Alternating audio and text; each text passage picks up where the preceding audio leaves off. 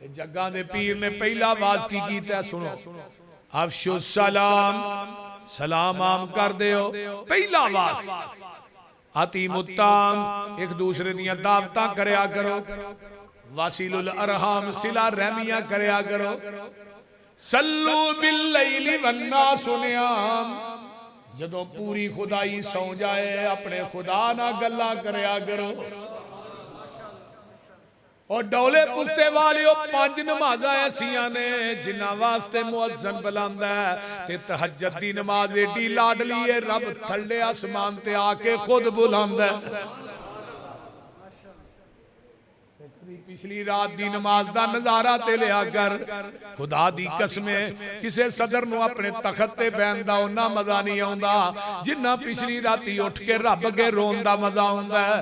ताता जाफा जुनूबुहुम अनिल मसाजी यदऊन रब्बहुम खौफन व तमअन व मिम्मा रज़कनाहुम युनफिकून।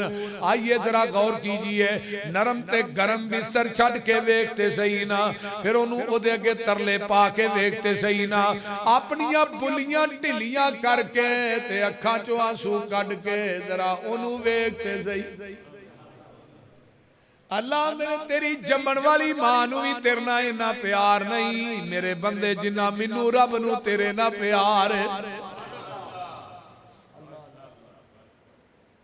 तू एक आंसू सुटे मैं तेरे ते जहन्नम दी अग नू हराम कर दिया।